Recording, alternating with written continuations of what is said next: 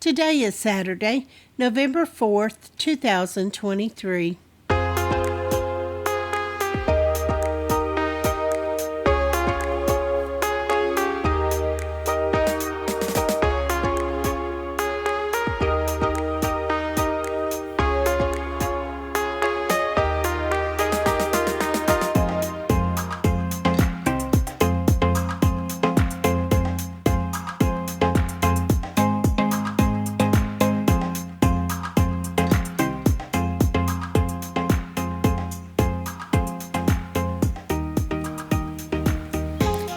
Welcome to the Survivor Fans Podcast. I'm Joanne. And I'm Stacy. And this is the listener feedback show for Survivor 45, Week 6. Yes, definitely an action-packed episode. It was exciting for me. Yes, and I'm looking forward to hearing what the other super fans thought about it. And how many folks checked in with us this week? 21. 21, yes. I think there's a lot of people sharing in that excitement, and I look forward to hearing the different takes on it. Is there anything we need to cover before we jump in? I do not believe so. There will be a few important announcements at the end. Right. We're at a pivot point in the fantasy league, so we'll make sure to... if you play JSFL, be sure to listen to... for the reminders there. Yeah, okay. Excellent. Let's kick it off with Pete. Hey, Joanne and Stacy. This is Pete from Boston calling here. Oh, man. Now I've somewhat or almost completely forgot about those two ditzy quitters. My goodness, this is a phenomenal Earn the Merge episode, baby. Finally. So let's let out an awesome whoa, and bam for Caleb, and where for Jay. This was great, man. I was so happy Caleb was saved tonight by the shot in the dark. And to say, take that to all the other players. Well, maybe not to Emily. I think Emily was trying to show she was still with the Red or team or Bello, because she didn't want to show her cards too much that she was close to Caleb. But wow, awesome. And I was worried for Emily. I thought they were going to get rid of her because she was the only other player left from Lulu there. But nope, they all got rid of Jay. Even Drew, Austin. I kind of figured Dee and Julie would too. And Bello, Bruce and them, they all did as well. Awesome. And how about Bruce? What a goofball. It wouldn't surprise me one bit, one or two things. He got the idol, lucky him. Either if he gets blindsided with the idol off to Ponderosa, or it ends up becoming a waste with the split vote. I bet you there will be a split vote to get rid of Bruce somehow, one way or another. But I'm just hoping Caleb can work his way back somehow. We'll see, because a lot's happening now. We got, what, a merge of 12. Oh, man. Who is going to go next? I don't know. Kendra was kind of goofy, too. My home girl there, trying to stay back with Bello. But I still think, guys, see if I'm right, somehow we're going to see a Katura-Bruce showdown. Somehow, because those two are not BFFs for sure. It's kind of like with the Boston Rob Russell thing in Heroes and Villains that eventually led to Boston Rob getting voted out. I think you might see that soon enough with Couture and Bruce, now that it's the merge. But we shall see. Dee is a little bit on the hot seat now, too. Can she work her way back up with Julie, Drew, Austin, and then that medallion for Austin gaining more power for him and Kelly? So we'll see how much more that lasts. Looking forward to it, guys. I gotta hear what Jay thinks, if she saw that coming, especially after Caleb shot in the dark. Because, I mean, she went out like a champ, but I don't know, I'm sure that was rough for her, too, because it was all unanimous. But it was an awesome episode, guys. I loved it. Now let me hear some interviews and see what the extra clips had. Woo-hoo! Woo. Thanks, Pete. Yeah, there were some good tidbits in the interviews with Jay. It helped to give some missing perspective. In spite of having 90 minutes, we're still not getting, for the people who go out early, we're not getting a deep cut on their story. And she offered some extra insight on how she ended up where she did in her tribe in original Reba, in that she saw pairs forming with Drew and Austin and Julie and Dee, and she went to Sifu and said, hey, we should get an alliance going. We're outnumbered here. And Sifu said, yeah, you bet, I'm in. And they had a discussion, and Sifu turned around and went and told everybody else exactly what she had said. And so she went straight to the outside after that. And she said that when she got back, she told the agreed upon story of the amulet advantage, about how they had to haul sandbags up the hill. Mm-hmm. And as soon as Austin got there, when they got back to the merge beach, he told them what the reality was. Yeah, we saw that. And so that part hurt her too, because she got tagged again as someone for lying and being deceptive. So that moved her further down the rung than we were aware of, I think, with the primary edit. Well, my thought was, if she had thought ahead to when everyone was voting Caleb, why didn't she throw a vote somewhere else? She talked about that too. She absolutely considered it, and she said the thing that I was weighing is, if what they told me is right, that, we're going to vote Caleb out and all that, and I throw this one single vote and somebody else ends up going, it shows once again that I'm not with them. And so she was trying to balance that, make sure to save her skin versus, I wish she had too. That would have been. She could have thrown it to Sifu. Who cares? He's already stabbed her in the back.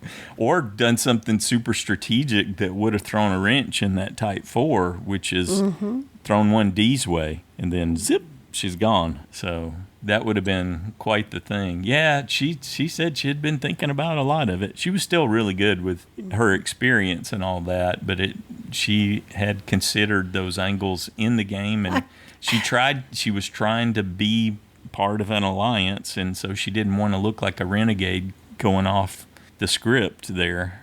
So that's where she was. Unfortunately, it did not work out for her. And once you're on the outs, there's only so much you can do. Unless you can wrangle the other on the outs. Exactly.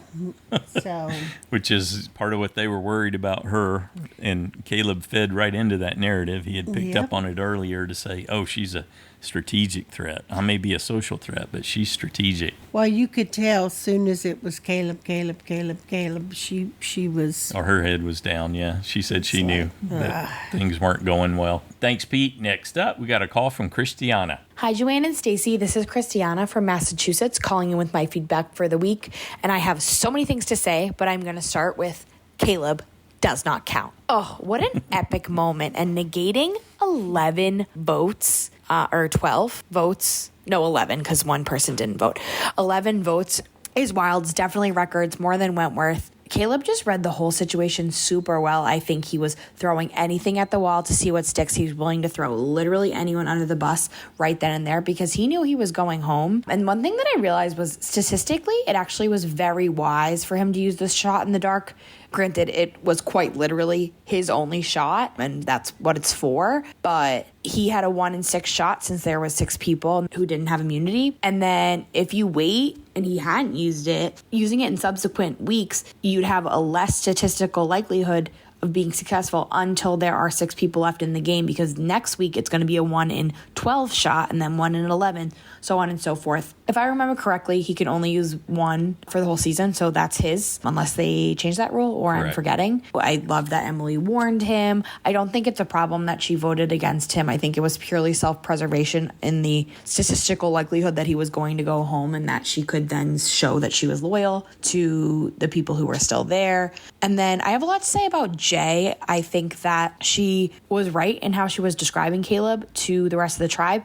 And I think she was very, very wrong in her thought of how much persuasion she had over people and her position in her own alliance. She didn't seem to be aware that she was at the bottom. And I just thought it was really funny when she was telling people in the revote, oh, yeah, I can get the votes for Emily. And everyone's like, okay, sounds good. And then they all just had this unspoken agreement that she was the backup vote. She was unanimously voted out on the revote. But glad she had a good time. I am just loving this season. I think it's going to be a super interesting merge. I love all the different dynamics. I love Caleb and Emily together. I love the storylines. I love that Austin has a grudge over a sandwich. Like, just amazing. From serious relationships to unserious things like that. I think that this is a great cast. So far, great season. And I hope it keeps up. Everyone, take care. Have a great week. Bye. Yeah, thanks, Chrstiana. I saw something about how Austin had made multiple attempts to reach out to Coach. He's a huge Coach fan. He was just trying to get Coach's attention. And so I wonder now if the sandwich revenge thing that he's pushing is so that he has some Coach-like moments in the overall season. It seems so ridiculous and unwise, but he's committed to it at this point. So... I still think he's using it to get them out so he can have an idol. Well, sure, yeah. And that's just like Kelly didn't mind seeing Jay go cover. either. Yeah. I'm so angry at them because I wanted them. Yeah. So good stuff. Thanks, Chrstiana. Next up, we got a call from Justin. Hey, Joanne and Stacy and all the Survivor Superfans. This is Justin from Michigan. Well, this was a really fun, well-rounded challenge this week with the two-step puzzle at the end, the physicality throughout, the strategy of how to get people up using the sandbags and the boulder. So I really enjoyed the challenge. I wish they'd have more of these challenges where you have to use a variety of skills and you have to work as a team. I wish they'd incorporate some more of these type of challenges in the pre-merge portion of the game. Let's go right to Tribal Council now. It was really awesome. You could sense Caleb's desperation as the tribal went on, knowing he was going to go home if his shot in the dark didn't work. He was trying to stay calm and collected, but you could just tell he was really nervous and he wanted to stay, trying to plead his case. Obviously it didn't work, but the shot in the dark did work. I was expecting Emily to throw a vote on someone other than Caleb, just in case the shot in the dark worked, but I understand why she didn't, so that she could buy some trust with the rest of the group. As bad as it would be to lose Caleb, you don't want to lose Caleb and then just be the target next week. So I thought that was smart on her. Jay could have done a couple things to increase her chances of staying. She could have also played her shot in the dark, having the same 1 in 6 chance of being safe, or she could have thrown out an insurance vote on somebody else in that vulnerable group, like Kelly, Jake, or Emily. Could have just threw a random vote out there. I don't think anybody would have really blamed her, knowing that she was most likely the next up if Caleb was safe. In regards to the shot in the dark as an actual element of the game, or as an actual twist, I'm curious if our perception is changing because of the result. Most people like Caleb. So absolutely. The shot in the dark is played, he saves himself, it nullifies like a record amount of votes, and he is safe, and somebody who isn't a huge character in J. Maya goes home. So we're all happy about the result. So our perception of the shot in the dark is, oh, this was really cool. It made everything entertaining. But I wonder if it would be the opposite. If J. Maya is the one who gets voted for, she plays her shot in the dark, she's safe, Caleb goes home. I wonder if our perception changes, because then we lose a character we Absolutely. most of us like, and it saves a character that most of us are indifferent on. So I'm just curious. I know they'd probably have different editing techniques if that was the case, but it's just interesting if the shot in the dark is really a good thing for the game or not. It will be interesting to see if the target stays on Caleb or shifts somewhere else now. In the individual stage, he will be a contender in most immunity challenges. And I'm going to ride with Emily as my USB. I think I'm going to be choosing D and Katura as my vote-offs. Not really any rhyme or reason for that. I just don't want Caleb to go yet. I do think it would be fitting if Bruce gets cocky and goes home with an idol in his pocket, but I think he'll be paranoid enough to play it if he hears his name. So looking forward to what everybody else has to say. Thanks a lot for all you do. Have a good week. Thanks, Justin. Yeah, I think the edit has so featured Caleb in a heroic way and so diminished whatever Jay was able to accomplish that you would have had a different result, absolutely. And it is the edit, and we fall into that, play into that every time because we're looking for a story. Our brains are trying to sort out a story from what's going on, and they're feeding us things that are curating that story. So, of course, that's what they're there for. Yep. You know, one thing that I don't know and that will affect the two people that I choose for vote out next week is I'm thinking they'll break into two teams. Yes. And from looking at it, and the next time on Survivor, there's only 6 polls, so they'll draw for teams. So But do they vote in teams? Yeah. That's going to make it a lot harder. I think so. So we don't know who the teams are, so we don't know who's going to be in that team to vote for whom. Right. So you just got to do the best you can. Okay. But you're thinking that's what they're going to do too? Yes. Yeah. Because they like doing that. We hadn't talked about They it. like splitting them up and doing a small vote off again. Yeah. You remember they did that last time. And the winning team will get to watch the other team, right? Right. They'll go first, and then they'll The winning watch team will the get a other team or reward something. also. Yeah. Yeah, we'll talk more about that at At the least end. that's what we think. Probst said this was Justin was talking about the challenge and how extensive it was. He said, I think he said this is the biggest challenge. This was the biggest challenge that they put together for the season. So we won't necessarily see, because there's so many people, that's a factor, obviously. And then all the different elements and the build for it and making all that happen. Yeah, it seems pretty tough. It seemed, like a peak challenge moment for sure. And yes, Probst said he was completely validated. This completely validated the shot in the dark. This was exactly what they had in mind from the beginning in terms of what it would offer in a great TV moment. So Finally got it. yes. Though they have had safe before. I don't know that it had this much impact. Didn't have any because impact. Everyone voted for him. It was last season and Jamie didn't get any votes. Yeah. So it was like It was like, oh, here's another way it could be a dud. Yeah. fizzle. Thanks, Justin. Next up, we got a call from Robert. Hey, Joanne, Stacy, and Survivor fans. This is Robert from Canada calling in. I gotta say, I really, really enjoyed this episode of Survivor, and I can attribute that to two main reasons. Number one, Canada is still in the game. And as a side note, it's kind of disappointing that we only have one Canadian on the season. I mean, what are they worried about, us winning or something? And number two, thanks to my fellow Canadian Caleb, I actually got a vote-off point this week, because I had Jemai as my vote-off, so that was great. And it was nice seeing Caleb beat the odds with Shot in the Dark. I was a little bit surprised that they didn't put a vote on somebody else, just because of the chance of Shot in the Dark. I wasn't really that surprised to see Emily vote for Caleb. I think it made sense. There's no reason, if you know Caleb's going to be targeted so heavily, no reason to throw anybody else's name out there, including Jemai, unnecessarily. But I was surprised as a group they didn't think about throwing one vote on Emily, for instance. But anyway, the challenge this week was a really good challenge.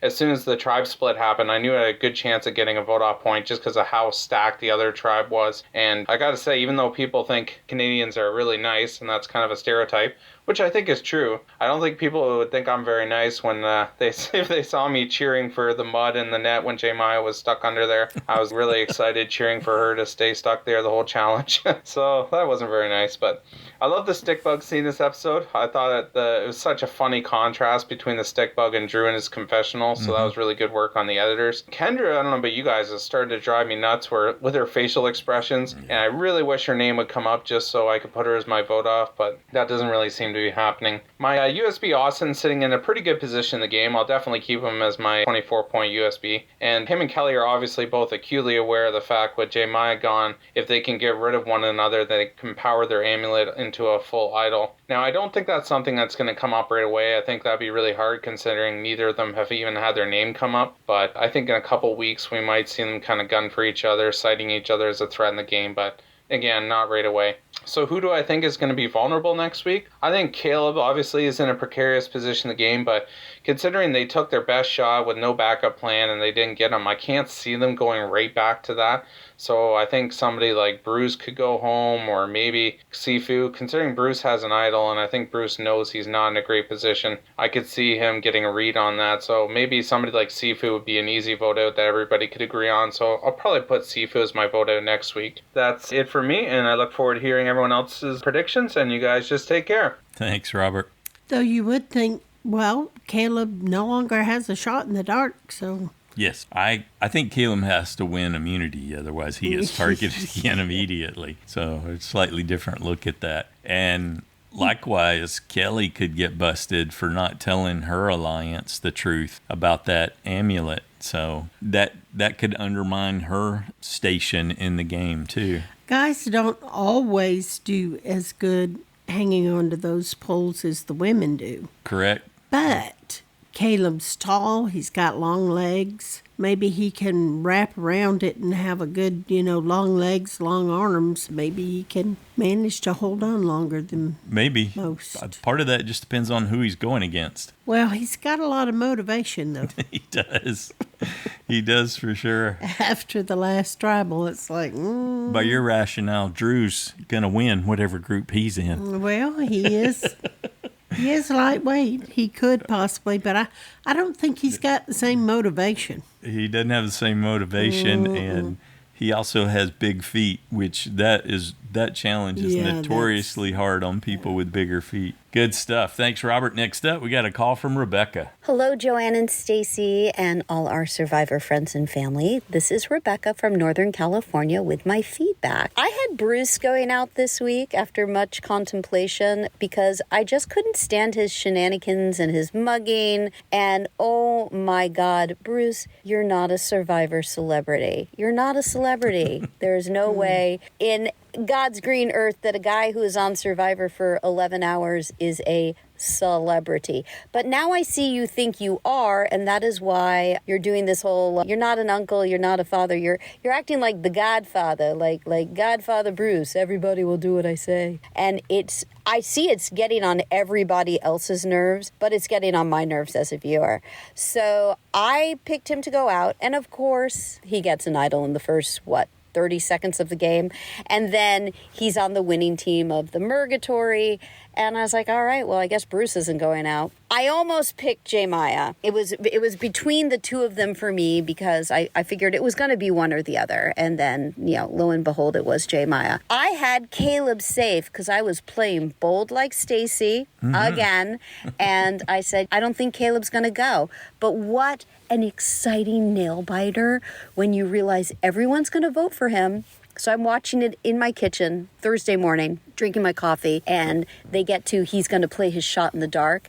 I'm like, be safe, please be safe. And they unscroll it slowly, and he's like, safe, does not count. That was so exciting. That was classic, amazing Survivor. And then I started sweating because, we have to vote again. And I'm, gosh, I hope it's not somebody else I have marked as safe. But no, it was J. Maya. She went out. Definitely her time. No hard feelings. I am very excited for the double elimination. I kind of feel like Sifu, definitely going to be one of them. Maybe Kendra could be the other one. Not really 100% sure. I'm hoping for Bruce, but I think now that he's an idol, maybe he actually gets to stick around. I'm hoping it's not Caleb because I love watching him. I love listening to him. He is such a level-headed, cool guy. I would love it if he went to Final 5, went to Final 3. Won the game. I think Caleb is awesome. Of course, I want Katora to win because she is my USB. We'll see what happens next week, and I'd love to hear everybody else's thoughts on who is going to be part of the double elimination. And I'm assuming that they're going to get these two votes out, and then the next week they start putting on the jury. Interesting. It's going to be a small jury, but I'm very interested to see what happens. I hope everybody has a great day. I am sitting in my car with my bike in the back seat.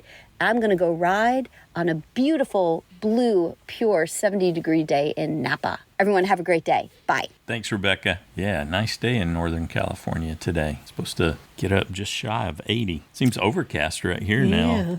I don't know if it'll quite reach that. Well, we're supposed it's to still get nice. some rain this weekend.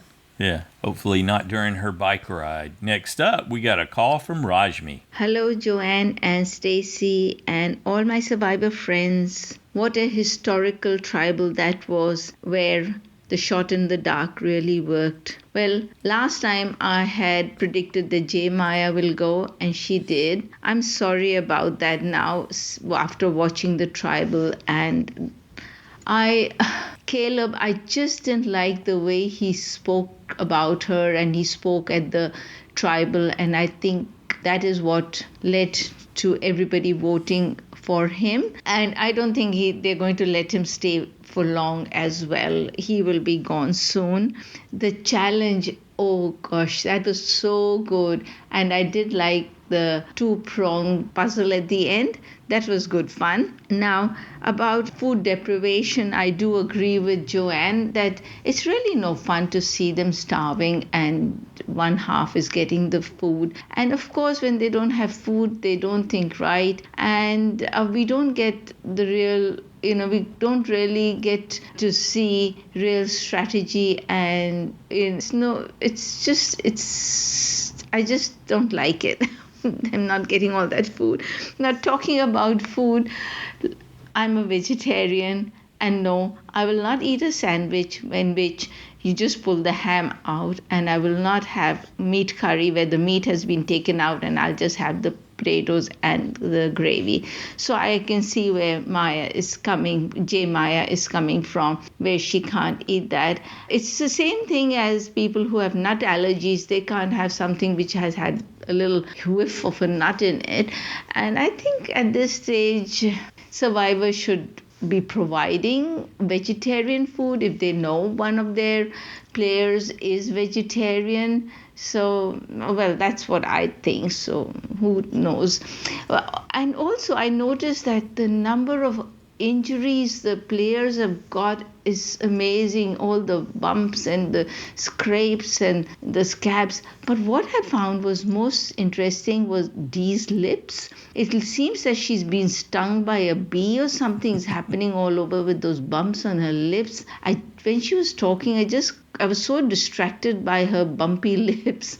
Well, on that note, thank you, Joanne and Stacey, for a great show, and I look forward to the next episode. Cheers. Cheers. Thanks, Rashmi. She did mention in the interview that they did have a vegetarian sandwich there for her, so I was wrong about that. I didn't see it, but sometimes that food that they show isn't what they actually offer. Probe said whenever they do offer them food, it will always be fresh food, stuff that they've made from that perspective. I'd noticed Dee's lips look puffier too. I wonder if maybe she had some fillers done before she went out and they're going sideways. I didn't notice the bumps, but it definitely seems like her lips have gotten plumper the longer she was out there. I was thinking it was her that did a face plant, but I think No, that was Hannah. Oh, was it Hannah? Yeah, I love that. That's in the intro. The thing for Hannah is That's a face plant into the mud. Yes. I think that's perfect. He's still 12 with that kind of stuff. Yes. Well, that's apropos for a quitter. They deserve a face plant in the intro. Well, I see. Next up, we got an email from Mary in Maryland. Hello, everyone. Exciting episode. This week was the first time I caught the Easter egg in the intro, and I must say it ended up spoiling some of the excitement for me. Oh, bummer. I recognized the shot in the dark and was hoping until the immunity challenge that Bruce would play his, not be safe, and be sent home, hopefully giving me a vote-off point. We had similar ideas, didn't we? Yes, we did. However, that, of course, is not what happened. Once we saw that Bruce had found an idol, was on the safe team after the challenge, and talk turned to voting out Caleb, I knew that Caleb would play the shot in the dark and that he would be safe. I just could not imagine that he'd be going home this soon. I'm sure Jeff is thrilled with the TV moment that was created when all of those votes for Caleb did not count. I would have been much more on the edge of my seat if I hadn't known the shot would be played and thought there was a chance Caleb was leaving. Now the big mystery is, can Caleb survive somehow with his threat level so high? Yeah. It would be exciting to see if he could recover somehow and make it to the end. Time will tell if he can work his magic. Kelly is my USB, and I think I'll stick with her. I don't have high hopes for her winning at this point, but she's doing a decent job. At this point, I would not be surprised if Emily wins. Just the kind of story arc Survivor loves, and I think it was telling how the season started with her belligerence toward Bruce, then follows her transformation. It's similar to how last season started with Carolyn being kooky, so we'd think she'd never last, but triumphing in the end to show herself a savvy player. Quick thoughts on some of the others. Dee and Julie make a good pair. I can see them lasting a long time. I enjoyed Jake's acting and facilitating Bruce finding the idol at the last minute. Kendra really bugs me. I have a hard time seeing her on my screen. It doesn't seem like she's being targeted, so it may be a while longer that I have to watch her. Brando leaving didn't have much of an impact for me as I hadn't gotten to know him well enough. Austin seems great. It'll be interesting to see if he can manage his threat level or if he'll be targeted soon. Looking forward to seeing how everything shakes out when they arrive back to camp after this vote. Until next week. All right, thanks, Mary. Up next, we've got a call from Tera. Hi, Joanna and Stacy. This is Tera from New York. I've missed a couple weeks, but this episode was so amazing. I just wanted to be part of the feedback. It was a crazy roller coaster. I had my eyes shut for the last probably 5 minutes of it with my fingers and toes crossed, just praying Caleb would make it through. And at first, I was yelling at him to shut his mouth and go by his own advice that he told Emily. And then I was yelling, "You are Batman," after he came up safe. So that was amazing. I hope the Lulu curse is broken because I still love them. I'm hoping Emily at least can scrape through because I'm thinking of picking her as my new USB. And I don't know. He may be taking her down with him. I don't think he can squeak through, although that would be wonderful. As far as everybody else and Stacy's questions, I don't know what to say, really. There's so many new rivalries, and the tribe dynamics are crazy, but we have Austin and Drew. They're going to be going after Callie. Even though I really like her, I don't know if she can get out of that one. And Drew also could pull Austin down. I think his arrogance could create an issue there. And then Dee and Julie made me worried about Caleb and Emily because they are not going to let Caleb's comments slide. Bruce, oh please, I really hope Bruce will go home. I really hope he's one of the two that go next week. He's so arrogant. He just thinks he's King Bruce. And it's pretty obvious that nobody is really liking him that much at this point. And he definitely has Katura and maybe now Kelly against him. So I'm hoping he goes next. Sifu is growing on me a little bit. For some reason, they keep showing him swinging around a machete. So I don't know if anybody else has noticed that, but I think it's a little odd. Jake and Kendra are kind of growing on me. So I'm interested to see what happens with them. But I can't wait to see what everybody else says. I have to pick a new USB, and I have no clue what to do. Maybe Emily, but not sure. Thank you so much for everything you do, and can't wait to hear everybody else's feedback. Bye. Thanks, Tara. Yeah, there's definitely some interesting dynamics at work here. I'm looking forward to that, too. When Tara was going through the different people, I was thinking, Bruce is a fantastic goat at this point. He's completely underminable, and you could just destroy him in a final tribal council because his perception is so off. And I've flashed back multiple times this week to Katura's line on the beach, where she gives him this backhanded compliment about his leadership. Oh, yeah. That was maybe just they're waiting for you to leave. Yeah, for your leadership. That was a little risky because he is sharp enough to catch those things, but he appears to be like he eats it up, too. She did it well, though. Yeah. She really, There's no malice in her delivery. No. And it's the kind of thing that he wants to hear, that he is the leader. I was just amazed that she could get that out without laughing. Yeah. Credit to her. She's probably had to deal with some people like that before in her life. I'm sure she has. Thanks, Tara. Next up, we got a call from Dave in Oklahoma. Hey, Joanne and Stacy. It's Dave from Oklahoma. And wow, what an episode. I can't even believe. My jaw literally dropped after seeing Caleb pull a Hail Mary and save his butt and then send Jeremiah home. I'm still in shock, and that was yesterday. And I'm still confused about a couple things, like how Jeremiah was basically absent from every episode. And then she's a threat here, but I guess. And Jake, he might be in a actually really good position this week.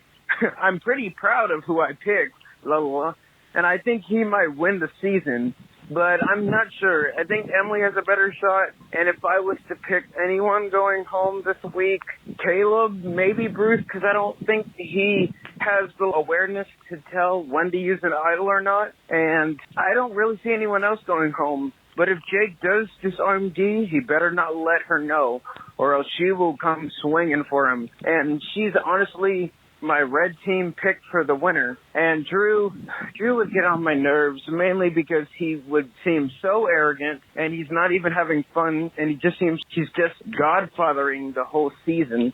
Which, I mean, he needs to work on the social game, because that would annoy me. And Katura, I hope she stays longer, but Bruce might win this one. And honestly, I think it's going to be Bruce, because it looks like he's bossing everyone around. And he's going to be like, oh, yeah, I was going to target the biggest threat, so I'm telling the move. Anyway, you guys are amazing. See you later. Bye. Thanks, Dave. It's his big whine that gets me. Nobody's talking to me. Nobody. I counted how many, 4 or 5 women that talked to him, and he continued to tell every woman he talked to that nobody's talking to me. Nobody. I'm like, you just talked to 5 women. With the edit, he devalued those 5 different. They didn't count. Conversations. What he meant to say was none of the men came to ask for my guidance and talk to me. Meanwhile, Caleb was getting all the attention. You girls don't count in my book. That's what I hear. It's interesting how Bruce and Drew, to a degree, have become our villains of the season. Drew has mistaken everyone's need to look up to him physically to mean that they're looking up to him in a somewhat similar fashion to Bruce. So, yeah. We're looking up to you because you're tall. Right. The villain arcs here and we're short. Are emerging as the season continues. Thanks, Dave. Good job. Next up, we got a call from Drew. Hey, Joanne and Stacy. Hey, everyone. This is Drew. Before another minute goes by, I'm going to call in my feedback. I wanted to get this in Saturday morning. Good job. In time. But I was just really hoping this would be Bruce. I was just really hoping when it came down to it and his side won the challenge, I was like, oh, man, I didn't even remember who I had safe. I didn't care because I was just like, I'm okay with Sifu going just because I was like, dude, just too much extra sometimes. You know what I mean? Just too much. Just read the room and respond accordingly. So that was a fun episode. Guys, I know I'm not the majority here, but it's so long. The episodes are so long. So I was thinking I was about to get to the challenge, and it was 20 minutes in, and I was, how are they going to fill 40 more minutes with one challenge in Tribal Council? It's just like taking so long. So I know I'm not the usual in that regard, but it's fine. I was just tired. I guess Saturday we got a lot going on. I have already put in my picks. I kind of forgot that it was a double vote out, so then I had to kind of think about it. I'm pretty sure I'm going to lean toward Austin for my USB. I know that's kind of an obvious pick. He would be a great winner, I think. He's had a lot of screen time. He's had a lot of story. I think a final 3 that would be kind of fun would be Austin, Emily, and maybe Kendra, or even Bruce, maybe, even though I do have him to go again. I think Emily and Bruce at the finals would be kind of a fun showdown just because, from the very, very beginning. Maybe even why they broadcast that really clearly. But, okay, talk to you all later. Bye. Thanks, Drew. Yeah, could you imagine what it would be like if Bruce was in the finale with Emily and Katura? It would be like a double Sophie Coach takedown. He would get just destroyed because they will have remembered every single thing that he got wrong or said, and he won't. Oh, my goodness. Yeah, good stuff. Thanks, Drew. Next up, we got a call from David. Hey, Joanne and Stacy. It's David in Pittsburgh. Well, I'm back from my long weekend in New York, and it was exhausting, but really had a great time. And I want to get right to Tribal Council because I thought this was a really fun episode. I'm confused about certain things, and I'm hoping that the fans will be putting in the pieces that I may be missing. We had 6 people that were vulnerable, and of those 6, Emily, Jake, and Kelly really weren't being mentioned in the Tribal Council, at least that we saw. And the name that kept coming up was Caleb. And so he threw Jeremiah under the bus as some strategic threat, something that I haven't seen on the show. And he also threw out D. Julie and J. Maya as a 3-person alliance, which did not go well with D. So when it came to the vote, it ended up that everyone voted for Caleb. Why a unanimous vote? If he had a hidden immunity idol, all he had to do was put one name down, and that would be the person going home. So were they just all so confident that he was so vulnerable? Anyway, thanks to his partnership with Emily and her telling him the way things were going, he did take a gamble with the shot in the dark, and what a great decision. By the way, I think this is the second time a shot in the dark was played successfully where it saved someone, but I think the last time was last season with Jamie, and she didn't need it. She wasn't going to be voted out. Right. So I'm already hearing people saying it was rigged. No, anytime it was played before, except for these 2 times, it turned up to be not safe. But why was Reba so willing to give up one of their own? I get it, Austin, your sandwich. Yes, Sifu, you thought she voted against you, but why would you throw away your number? You 6 people. All you needed was one more. All you needed was Caleb or Emily to go with you, and you would control the tribe. I think this may be the turning point for Reba, and if they start losing other votes, I think that they have nobody else to blame but themselves. I think Caleb has a huge target now on his back, especially next week with 2 people going to be voted off unless he wins immunity. And by the way, both Kendra and Sifu are working my last nerve. The mugging, the smirks, the overreactions are really leaving me cold. If I were on their tribe, I would want them off immediately. Can't wait to hear the take of other Survivor fans, and I will talk to you guys next week. Bye. Thanks, David. Yeah, the only person that brought up, he was talking about nobody else's name was out there, but once they had to do the revote, J. Maya was throwing Emily under the bus, telling everyone to vote Emily. Mm-hmm. When you think originally thought they would? Well, she hoped. Yeah. Originally, they were targeting J. Maya. David's question is spot on in why would Reba give up the numbers? And you can turn around and ask the same question of Bello. Why would the old Bello alliance give up a number in Caleb? Why would they do that? Why wouldn't they have been actively working with Caleb to pull Emily so they could have the majority? It's like both groups did not play in their best interest. Here's why, I think, is both groups, I know that old Reba said, she's not with us. But they didn't She's not with us. They didn't have anything to say that other than her previous actions, I guess, where she hadn't been straight with Dee and Julie about the amulet advantage, and that really hurt her, I guess, because she didn't come clean to those 2. Well, they thought she would turn on them. She was not a solid number for them, and that's why they wanted her away. Regardless, while they thought Emily. Regardless, you should stay with your numbers and you get rid of her later. Well, we had even talked about that. The same thing with old Bello. Bruce especially was so convinced. That was his ego. Yes, but he was still so convinced that Caleb was working everyone, and he certainly wasn't talking to him. Caleb stole his spotlight. And he's talking to everybody else, which means he's not with me the way I thought he was. And I think that's the main reason he targeted him. Yes, ego. Ego has undermined both alliances. Right. He is talking to everybody, and a lot of people went along with it because... Not me. It's not me. Exactly. Yeah. It's not me, but okay, everybody wants him. Fine. If Caleb and Emily had been brainstorming ways to disassemble old Reba and old Bello, they couldn't come up with a better plan than this. So there's some... I got like a little bit of hope that Caleb can find a way through. And... who's going to prove if somebody threw a vote toward somebody else? Who's going to prove who did it? You just say, I didn't do it. The only way you do it is you have an agreement that you're going to write something on your vote.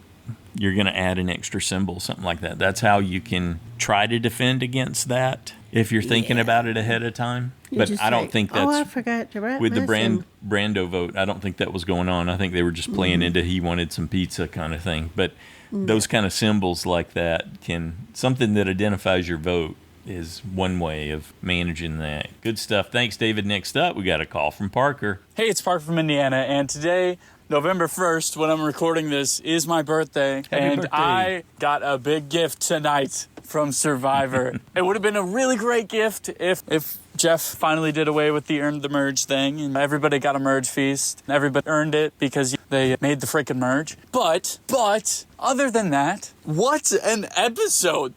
That tribal was insane. 11 votes that do not count for one person, and then they had to re-vote.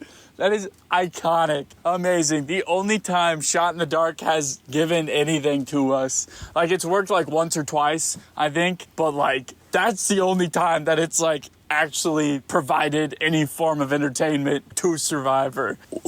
That was incredible. The just pure reaction of joy from Caleb, the jumping around, everybody was loving it, and then just Jay's face, just such disdain. Oh, I loved it. I ate it up. And his callback to Penner, just saying, Jay from the voting booth, yes. Iconic when he's with Penner's Denise in Philippines. Also, there's a couple different times that's happened. I know Luke Toki did that in Australian Survivor. It's just such a fun thing. And I love the faces of the people who just aren't actual Survivor fans. They're like, what a disrespectful thing that was. You don't know. You have no idea. Man. That was great. And the extra time for the merge conversations. Oh, I was convinced. Okay, it's Jay going. I had Katora as my vote off because I was weighing between Katora, Jemaya, Bruce as my potential vote out options. And so I definitely wasn't surprised hearing Bruce's name come up or Jemaya's name. And but I thought it was really interesting to see all the conversations unfold and stuff like that. And the extra time dedicated to that was so nice and so awesome. Yeah, 90 minutes it's just such a gift to this season and Survivor in general. Having the time to flesh out alliances and the cast and stuff like that, it's so valuable. I feel like I know a lot of people on this season, which in past seasons some people really get buried, and even the people that have less confessionals than others, I feel like I still know because they have enough screen time that you're kind of familiar. It's really benefiting this season to have those 90-minute episodes, especially in a merge. I saw in the next time on, it looked like it's the pole challenge or the hang on the pole. I'm pretty sure that's what it was. I saw a bunch of poles behind him. I think that's what it is, which if that's the case, I love that challenge. It's so good. It's so much fun to watch. I'm sure it's miserable, but it's so much fun to watch. So that's all I got. I will see you guys next time. Thanks, Parker. Good job. Next up, we got a call from Kim. Hey, Survivor fans and Joanne and Stacy. This is Kim from North Carolina. Oh my gosh, that was so epic when Caleb's Shot in the Dark went off and every single vote was for him. Oh my gosh, I love this episode. It was so good. I really don't see how he's going to survive much longer, but who knows? So far, I like Caleb. I got to definitely change my USB. I don't want to talk about it, but I definitely got to change my USB. In my opinion, it was a big mistake to vote out Jay for that red team. I think they are in big, big trouble. I can't wait to see what happens. Everybody have a great weekend. We get an extra hour of sleep. Shoot, I might go buy a lottery ticket. Bye-bye. Nice. Good one. I wonder if Caleb did. He said, if this works, I'm going to buy a lottery ticket. Yeah, I bet that was a common question at that big public viewing he was at. Yeah. Good stuff. They're going to be okay losing Sifu, and they're not going to recognize that they further lost their grasp on the game. That'll officially be too late for them.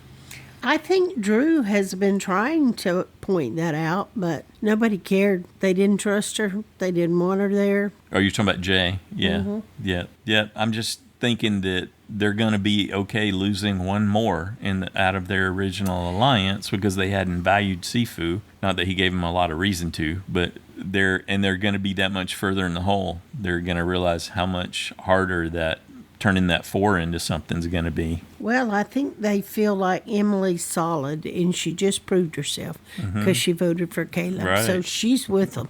So There you go. I think they still think they're doing okay. Yep. Thanks, Kim. Next up, we got an email from Josh, the plush moose from Massachusetts. Dear Joanne and Stacy, and that, Survivor friends, is why you should never put all of your eggs in one basket. Wow. Here are my other observations. Brando went home, and Kendra is fine. New Bello, run while you can. Caleb is the superhero, the Canadian. His powers include probability manipulation and super charm. Losing out on a sandwich continues to eat away at Austin. Caleb's shot in the dark was the shot heard round the world. That's true. Yeah. Kendra's astrology strategy, have Pisces do the fishing, ally with Geminis to get extra votes. There you go.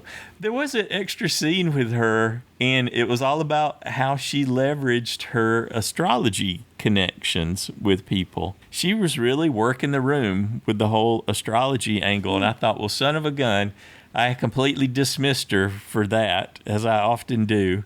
And she was making connections for everyone. She made some solid connection with Julie, which I did not expect to be someone who would be on that page. Where did you see this information? It was a deleted scene. I'll have it in the show notes. Okay. That each week, Entertainment Weekly has a deleted scene. It's just an extra scene. And so it was interesting to see how she was leveraging that. But I like this, the Geminis, the twins, the extra votes, good stuff. If Austin belonged to the nobility, his arch rival would be the Earl of Sandwich.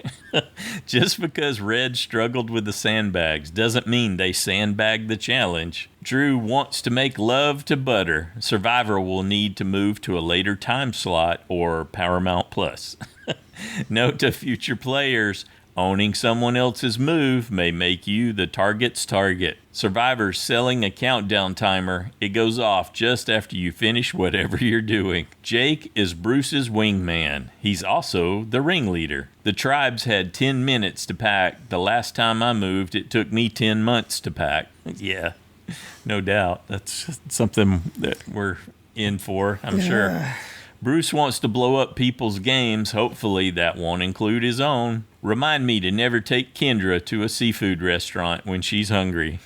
Yeah, all those cartoon faces. Uncle Bruce is a camp counselor. He's always trying to keep the youngins busy with tasks. I don't think the bug will be the next dance craze. I don't know. The stick had some moves.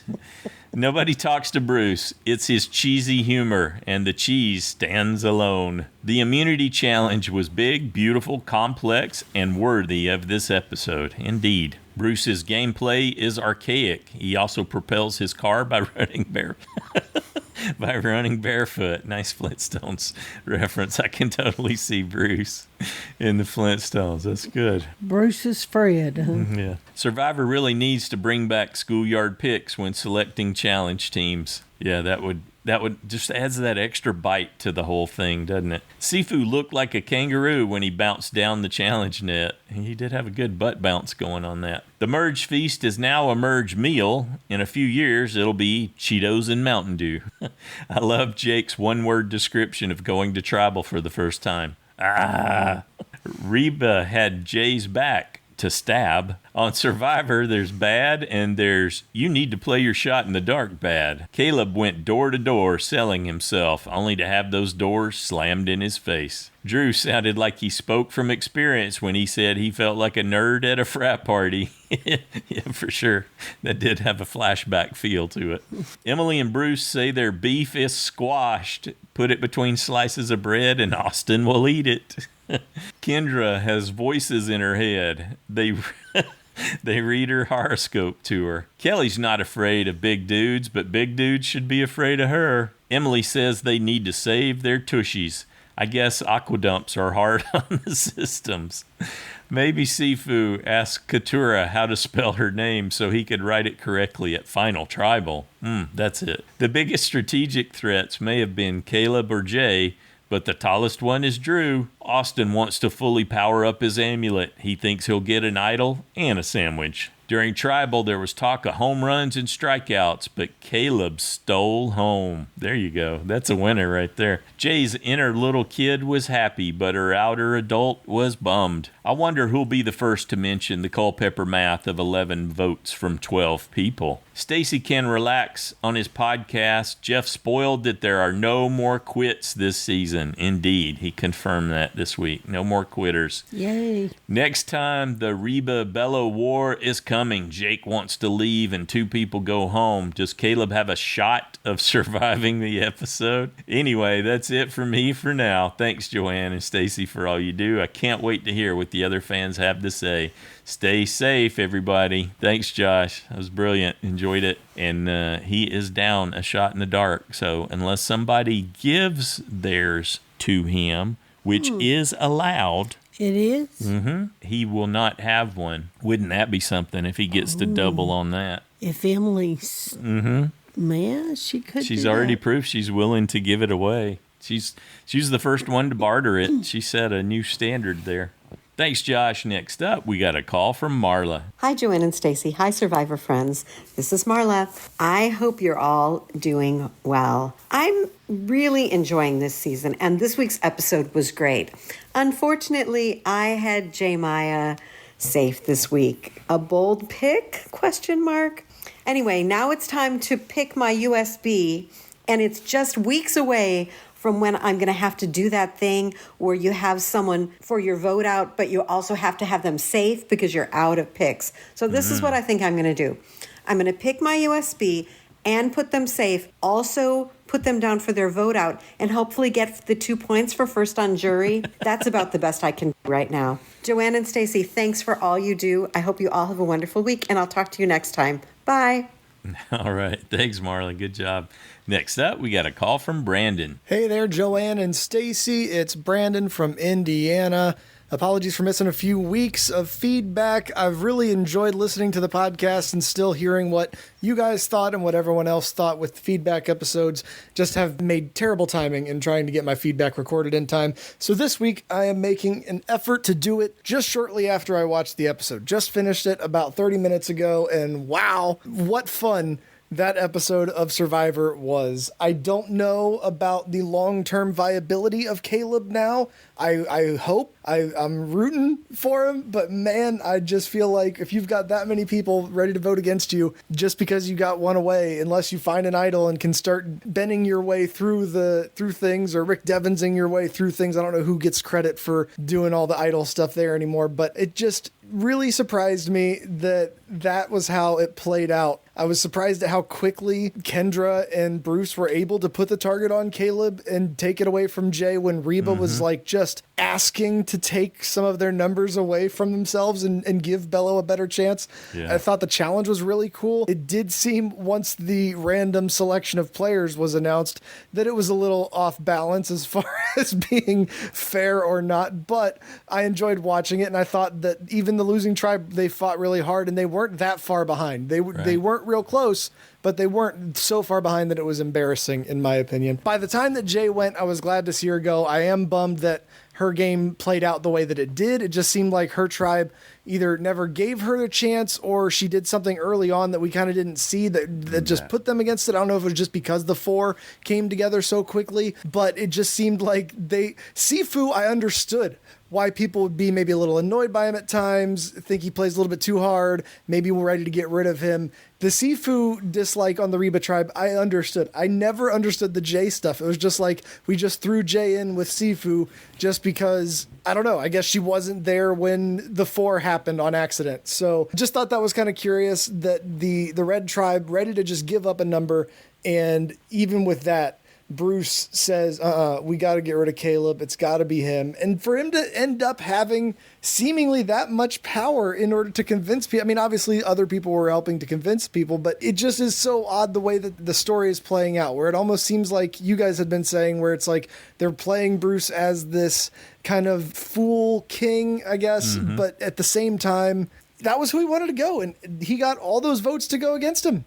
So maybe he's got a little bit more game going than the edit is giving him credit for. So yeah, I really enjoyed all the podcasts. Thanks so much for continuing to keep up with it, Joanne and Stacy, and I can't wait to hear the rest of the survivors' feedback. Thanks, Brandon. Good job. I still think that it's more, as long as it's not me. Oh, sure. Everybody's agreeing on Caleb. Good, that works for me.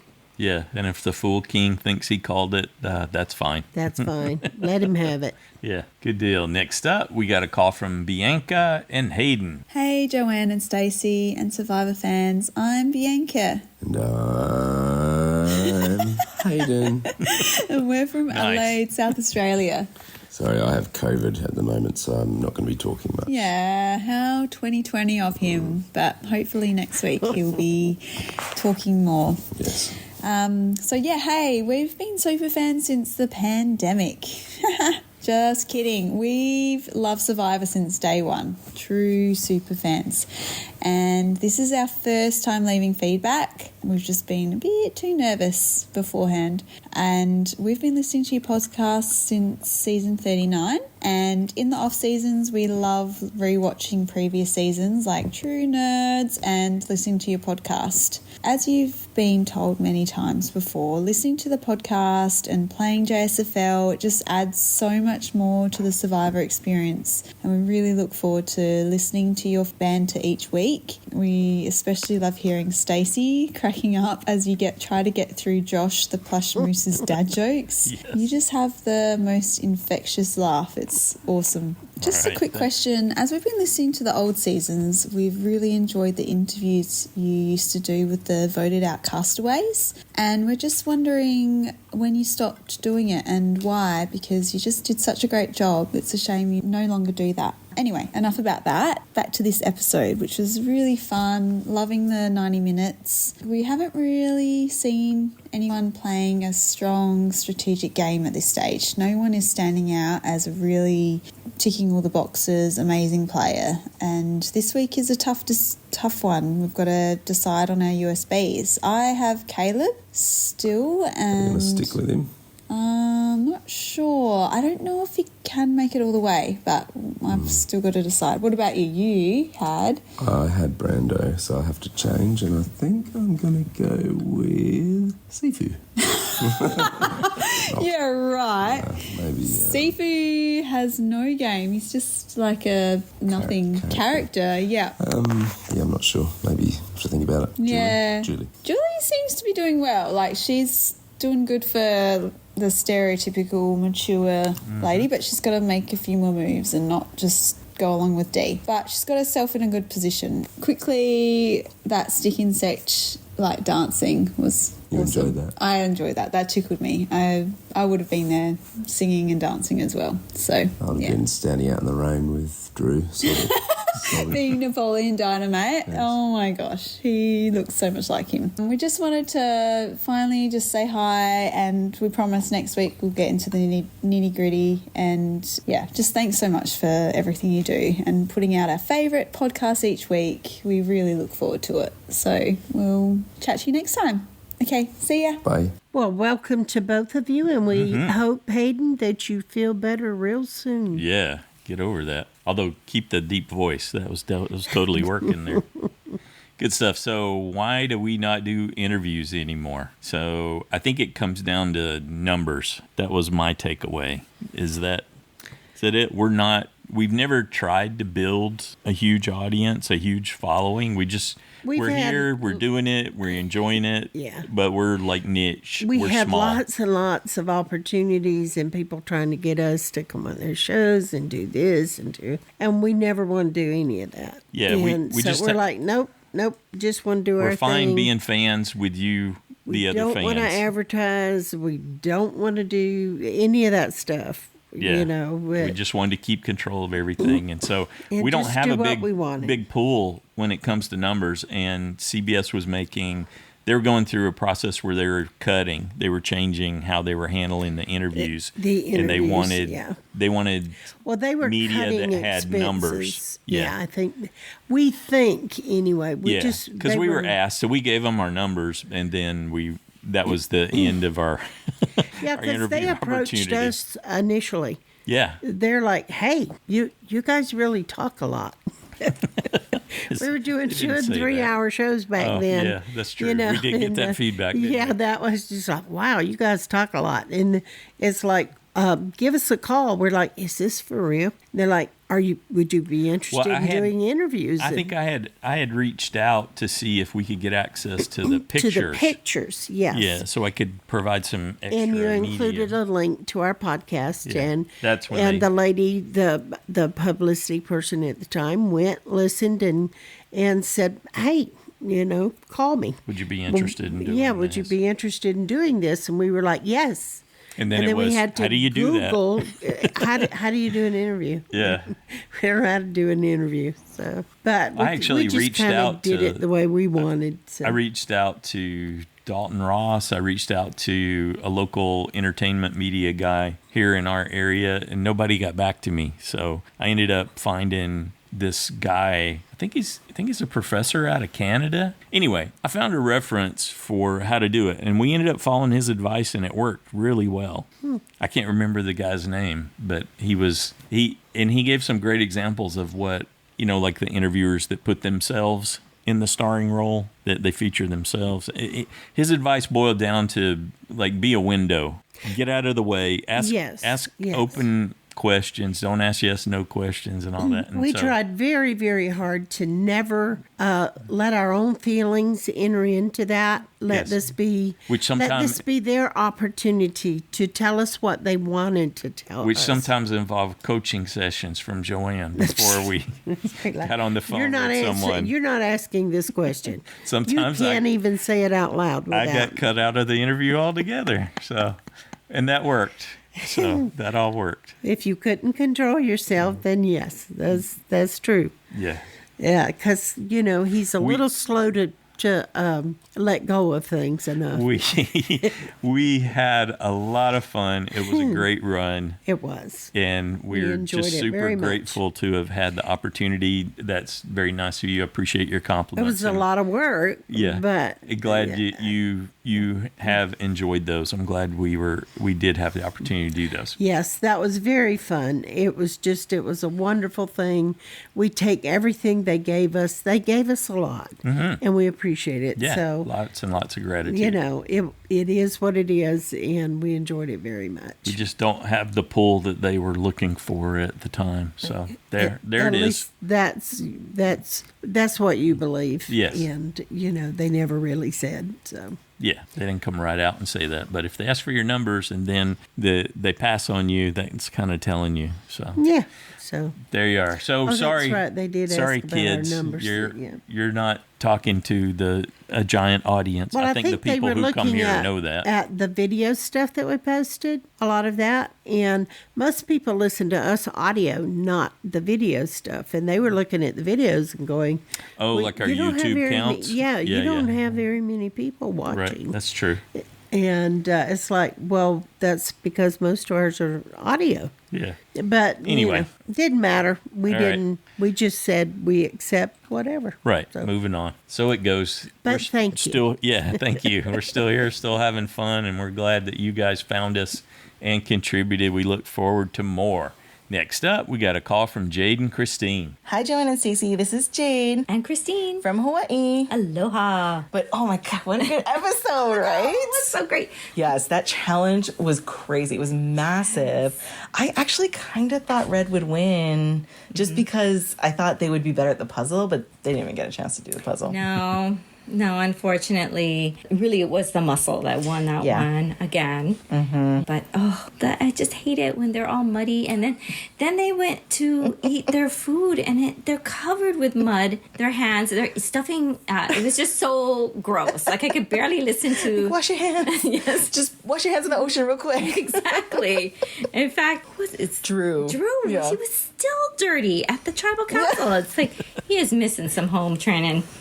He needs to be trained. I thought it was interesting when they were all talking that Kendra was the one who flipped it to Caleb. Yeah. Because I don't know. I guess she just like really didn't like how he was really social and so many people wanted to align with him and everyone seemed kind of scared to say names. So they were like, oh yeah, sure, Caleb, that's fine. Yeah, I think she had been waiting, biding her time. And she's like, okay, now's the merge. Now. But obviously Jay was second in line. Yeah. And Austin got his karma sandwich, or revenge sandwich, I should say. He got his revenge. He's still so mad about that. It's really funny. What did you think about Caleb just being like, hey, everybody vote Jay, just in front of everybody? That was so risky. Like he was good. To just say it in front of people like that. And then his shot in the dark worked. What? It never works. It's always not safe. Like only that one time with Jamie when she didn't even need it. Right. That's the only time it worked. This is the kind of stuff that I live for when I watch Survivors. Like these great moments. TV moments. Yeah. Me and my mom and my grandma, we all stood up. We were watching. We were like, oh my gosh. We screamed. Yeah. It was amazing. Shocking. It was so good. Yeah. And I'm so proud. My USB has a fully charged idol. He has the amulet now with one down. So that's still a vote now. One down, one to go. Yes. Bruce has the idol. Yeah. Drew has the safety without power. Yeah. But that's kind of it. Not too many advantages yet. Yeah. Yeah, and you got vote out points. I did. I had J-Maya. Yes, that was pure luck because I basically closed my eyes and pointed. I did not. I don't think I had J-Maya safe, but I put Kelly as my vote out. Oh. So who's next? I want to see Caleb still play. Yeah. But I'm thinking he might be on the chopping block just because he's so obviously been playing a good game. Yeah. Nobody's going to want to sit next to him.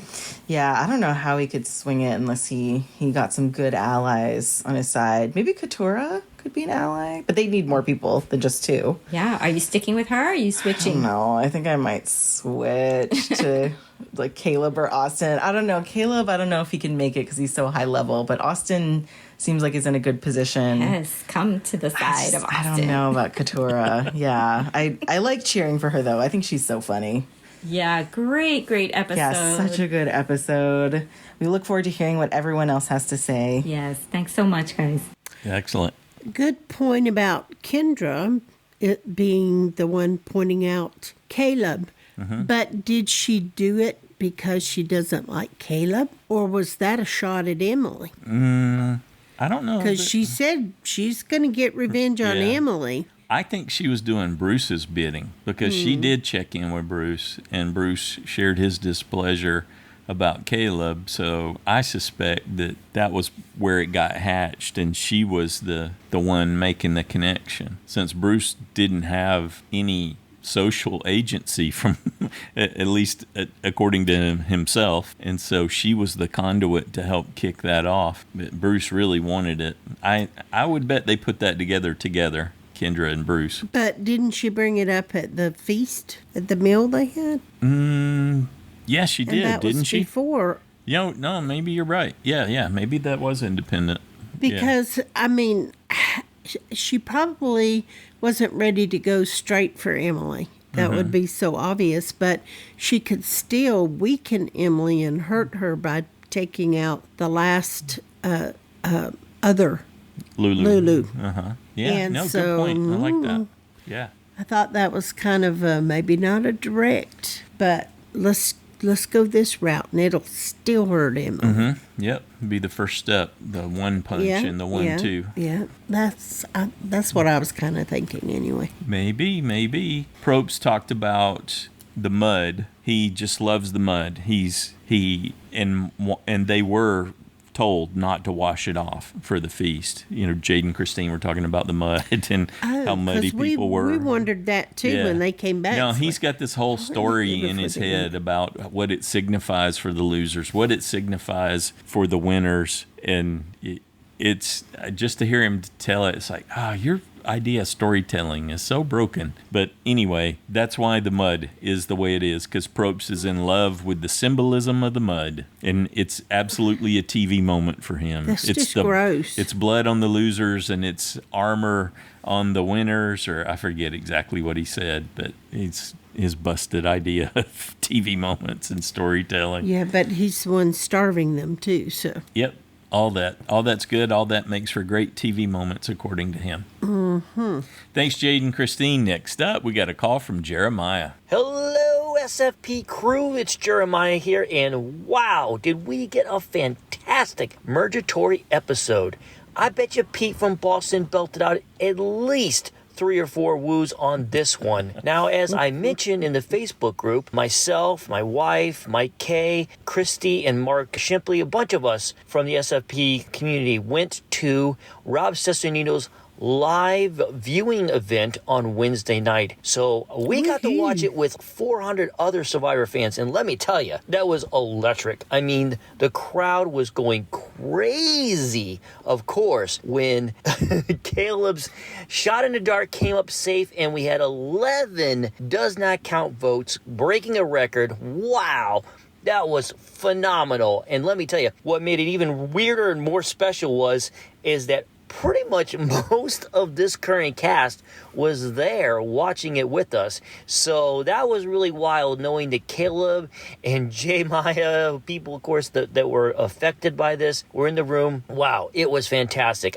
We had such a great time. It really was so much fun. If you ever get a chance to do something like that, it's a must. You have to do it. So I had a very special experience, of course, with this episode. Probably heightened the excitement for it as well. Yeah, just so much to talk about in this episode.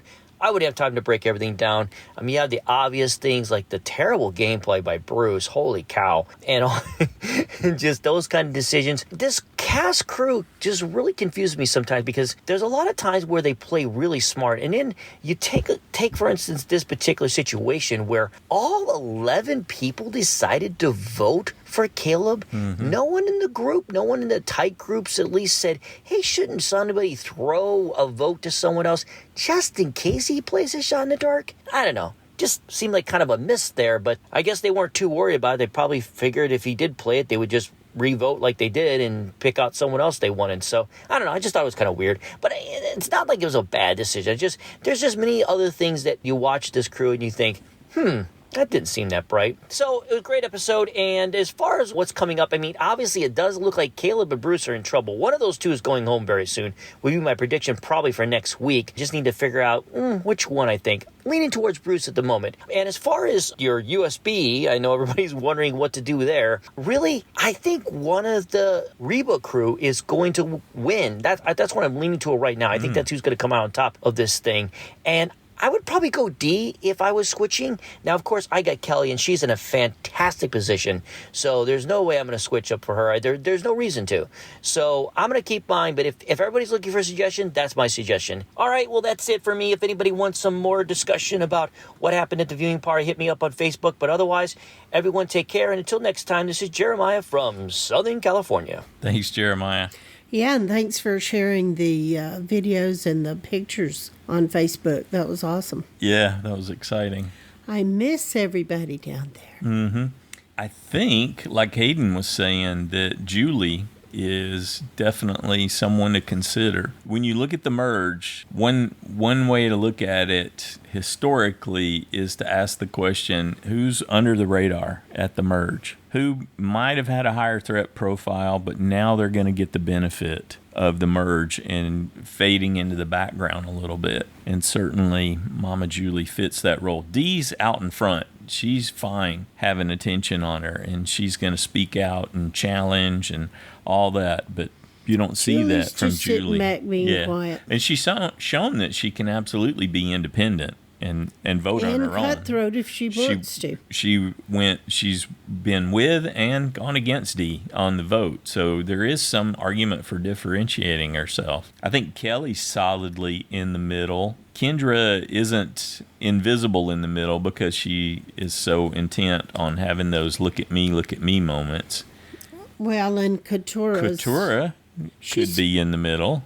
She's put herself out there, though, with her campaign against Bruce. But more and more people are probably starting to agree with her. That's pretty much to us, though. She did that correctly for the most part. There were a few things that she's done to him publicly, but for the most part, that's been in confessionals. But yeah, Julie's deep under the radar, I think, at this point. Can't get a whole lot deeper than her. So does that mean you're going to give up Kelly and go to Julie? No way. No. Mm-hmm. Absolutely where she needs to be. She's in the middle, too. If it weren't for the amulet advantage, I think there's going to be an opportunity. There's a showdown coming, obviously, between her and Austin. And if she comes out on top of that, then her chances get magnitudes better. So I'm looking forward to seeing how this sandwich showdown plays out, but I'm definitely cheering for Kelly. I'm not budging from her at all. Thanks, Jeremiah. Next up, we got a call from Jen. Hi, everyone. This is Jen in California. What an amazing tribal council. Now, that was truly a legendary Survivor episode. Caleb just made Survivor history. How exciting was that? Here are my thoughts on this excellent episode.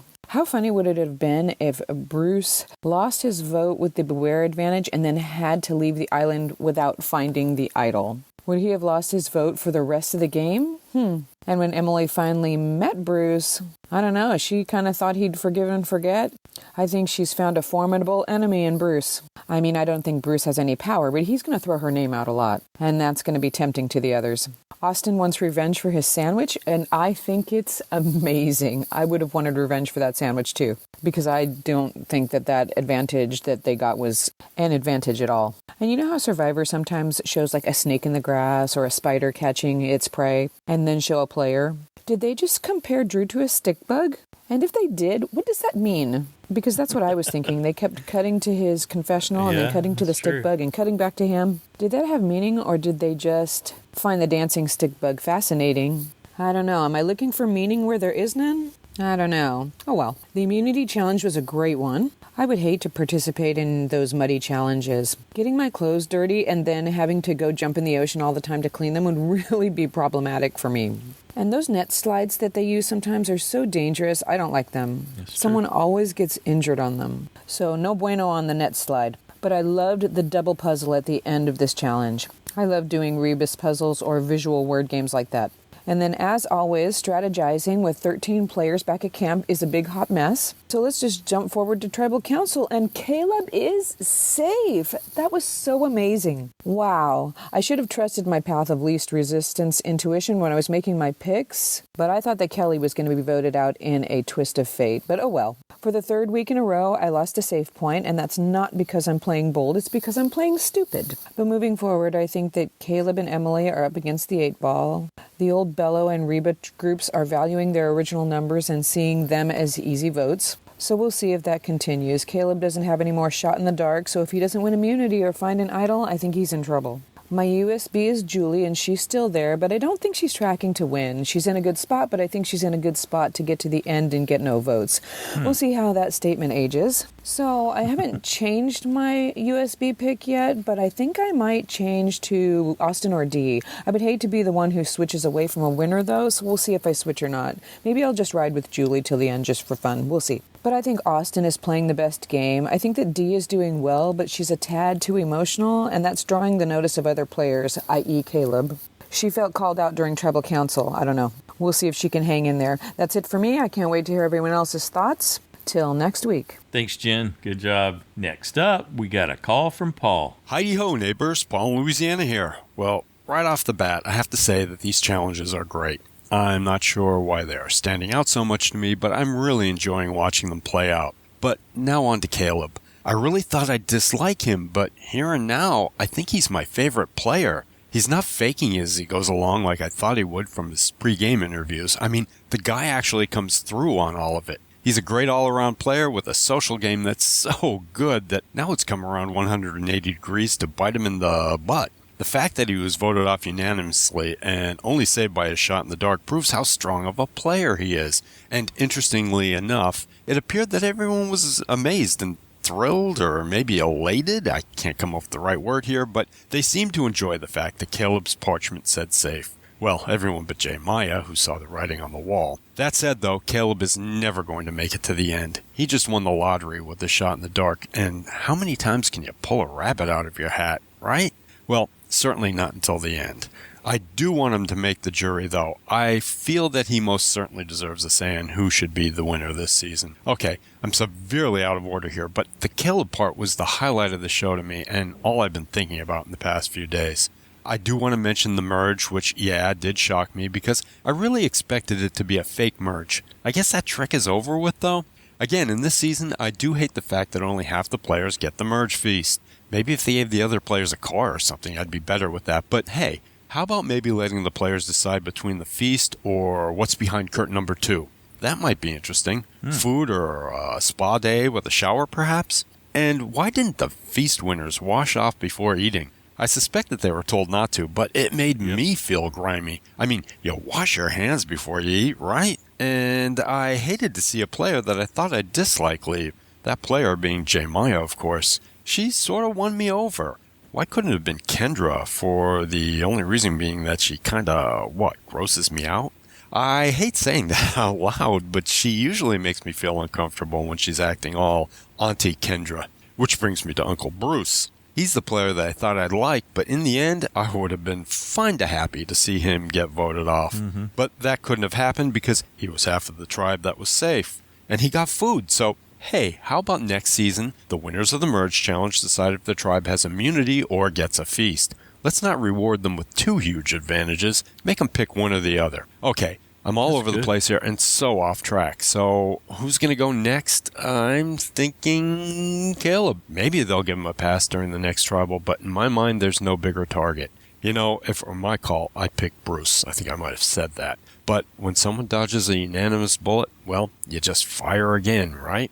And I guess I'm actually sticking with Dee as my USB. I was thinking about changing to Kelly, but I believe she's gaining some attention herself now, so I might as well stick with Dee since she's worth more points to me, and more importantly, I still like her. And I guess that's it for me. Everyone take care and enjoy the show.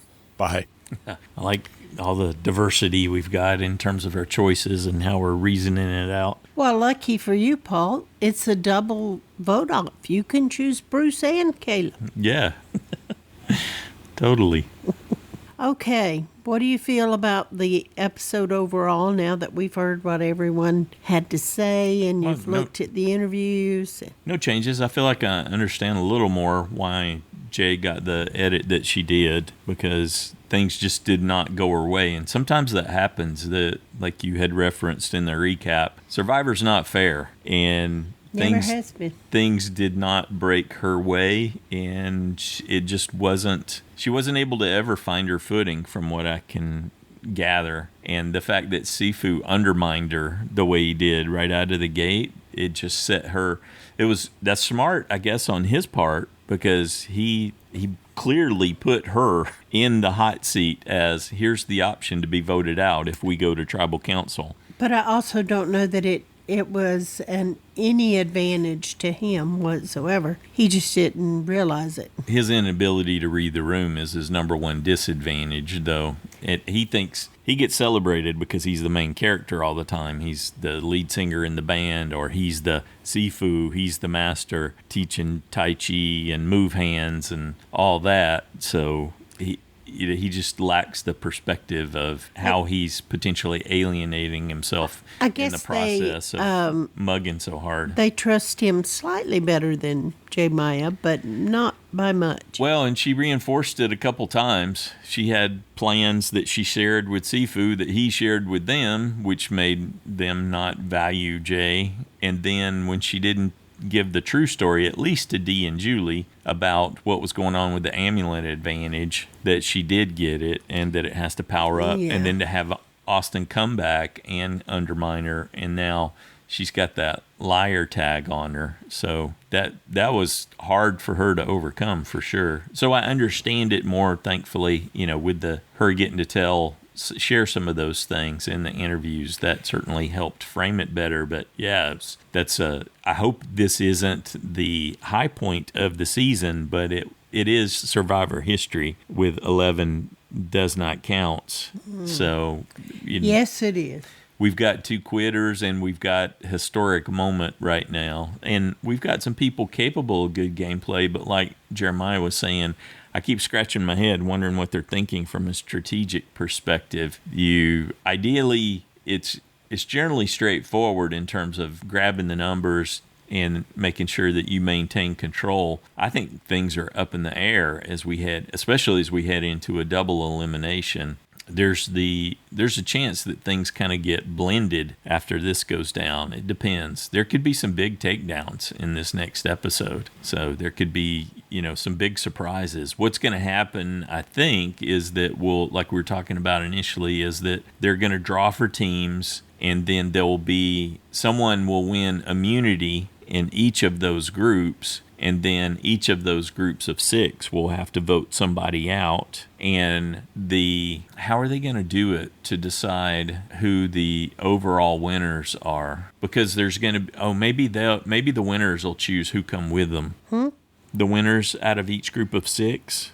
They're not going to all go at a time. They're going to go run the challenge in 2 stages, a group of 6 and a group of 6. What difference does that make, though? Whoever wins. Reward. It's combined reward and immunity. And so you got to figure out who goes on the reward, too. I was just looking at that aspect of it. Well, whoever stays on the pole the longest gets to decide. Yeah, with the previous times when they've done these kind of things when they're broken up into groups, is that there would be, out of each group, but they were running simultaneously, there would be whoever lasted the longest on red and whoever lasted the longest on blue. Well, we only but that's saw not gonna 6 happen. Poles in the picture, but that doesn't mean there's not 12 and they're all Could be, doing although it that's at a lot of once. work to put those big old telephone poles in place.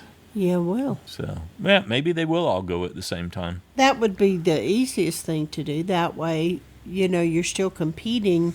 Well, if you do it in 2 groups of 6, then you can just have the winners choose somebody to come with them on the reward, I guess. That could be another way to... I don't think they'll do that. Okay, could be. Right. We didn't get to see the full thing. We could just see that there were 6 of the poles they were going to hang on to. In any case, there could be some upsets. So, could Austin be a swing vote? Austin be a swing vote? What would be more interesting is Austin gets knocked out. Well, not if you had 3. If you had 3 of one tribe and 2 of another tribe, plus Caleb, and then he could be the swing for the one that had 3 tribes. So they might not. Okay, so could anyone in that scenario? Well, yes, anyone could, but I'm just saying they might choose him and use the opportunity to get rid of a blue. More interesting to me is... Or a red. Who are you going to pick for your new USB? I don't know. I know, but you got some front runners. Austin, exciting. D, certainly out there. Kelly, and then you got the under the radars with Julie and Katura. You've got Emily, which would be a phenomenal story with Emily. That would be exciting. And I have been kind of a little bit leaning toward Emily. Yeah. And then, of course, 'cause I thought it might be fun. What if Caleb does find a way through? He could win immunity, and they could go at him a few times and fail every time, and then just decide, you know what, we need to be looking in another direction. If I had Caleb, I would not give him up. No, it's too exciting. I don't know that I'll switch to him. Yeah, it's exciting to switch. But it's like, well, that would be fun just to cheer for him. Yeah. And but I also am okay cheering for Emily. Yeah, that would be exciting to see her path through there. And so which ones are just definite no's? You're not even going to consider... I'm not going to consider Austin, Bruce, Drew. Interesting. Not Austin, huh? Caleb, Sifu, Kendra. Nope, not Austin. What about the fainting goat? I'm not drawn. What about Jake? Are you drawn to the fainting goat? I like Jake so much better than I thought I would. That I don't think I've ruled him out. People seem to like him, but I don't think he can win, so I'm not leaning that direction.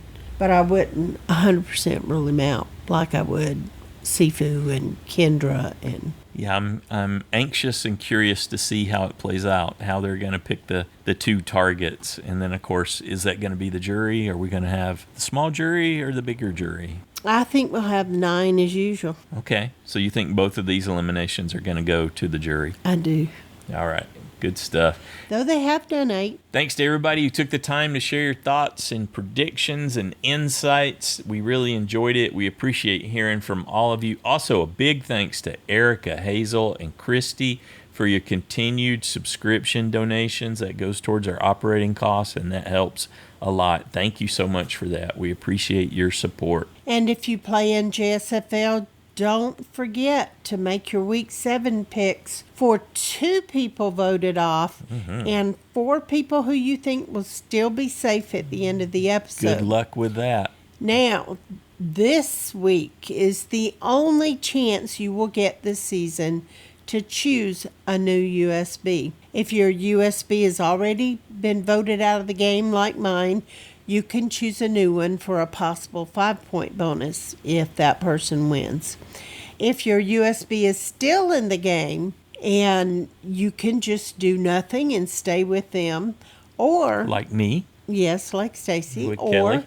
You can change your USB to someone else, but for a possible 10-point bonus. It reduces your potential bonus value. Remember to be sure you change it, because you be sure before you change it, because you cannot come back to your current USB for 24 points once you've changed it. If you go back to them, you'll be giving up 14 points and it'll only be for 10. So if you got a 24 pointer, you switch away, you're going to lose points if you think, oh no, I should go back. So just make sure that you're clear on your choice before you hit submit. That's what it comes down to. And you got to do this before the deadline, 7:30 Eastern, 4:30 Pacific on Wednesday, November 8th. Be sure to hit the submit button once you've made your choice for the USB. There's a page for choosing your USB, and there's a page for doing your picks. Make sure you hit that submit button on that USB page once you've made that decision. We point that out. It sounds silly that we point it out so much, but it happens every time. Unfortunately, yes, it has happened numerous times. People have let us know that they just are sure they did that, and they didn't. It's like, no. Yeah. Okay. Anything else? Excited. Just looking forward to the double elimination. This one was great. Probst is confirmed. No more quitters, so you can let go of that apprehension and just enjoy it for what it is. And hopefully we'll have another great episode to talk about and recap on Wednesday. Oh, and a happy belated birthday, Parker. Yeah, a happy birthday to Probst. He's like 62 today, I think. Really? Yeah. Good stuff. Have a good one.